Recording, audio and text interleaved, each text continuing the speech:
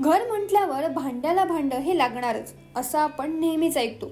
कुटुंबात छोट्या मोठ्या कुरबुरी होणं स्वाभाविकच आहे। कुटुंबातील प्रत्येक व्यक्तीचा स्वभाव वेगळा असल्याने भांडण होणं ही गोष्ट सामान्य आहे। पण वारंवार घरात भांडणं कलह होणं हे वास्तुशास्त्रानुसार योग्य नाहीये।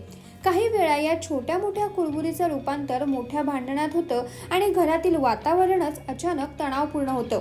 या वातावरणाचा कुटुंबाच्या प्रत्येक सदस्यावर परिणाम होण्यास सुरुवात होते। आर्थिक अडचणींनाही आमंत्रण मिळतं। काही वेळा तर या भांडणांवर तोडगा निघतोही तर काही वेळा नाहीच। तुम्हीही घरातील छोट्या मोठ्या कुरबुरीने त्रस्त असाल तर वास्तुशास्त्रातील काही उपाय नक्कीच करू शकता।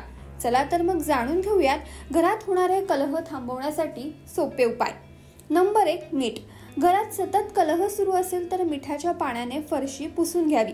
मिठाच्या पाण्याने घर पुसल्यास सर्व प्रकारची नकारात्मक ऊर्जा निघून जाते आणि नकारात्मक ऊर्जा घरातून निघाल्याने भांडणं कलह कमी होतात। नंबर 2, बेडवर बसून जेवू नये। बेडवर बसून जेवल्याने आर्थिक संकटांना आमंत्रण मिळतं असं वास्तुशास्त्रात सांगण्यात आलंय। त्यामुळे चुकूनही बेडवर बसून जेवू नये।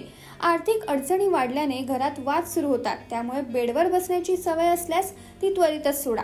नंबर 3, चप्पल बूट घरात आणू नये।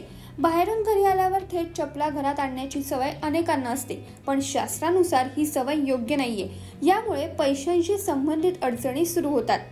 नंबर 4, सत्यनारायण कथा।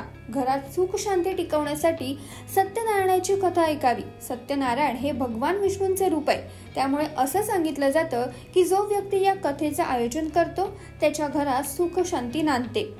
नंबर 5, तुपाचा दिवा। घराच्या मंदिरात किंवा दारात तुम्ही तुपाचा दिवा लावायला हवा। यामुळे घरातील वातावरण प्रसन्न राहते। जर तुमच्या घरात वारंवार भांडणे होत असतील तर यामागे वास्तुदोषाचं कारण असू शकतं।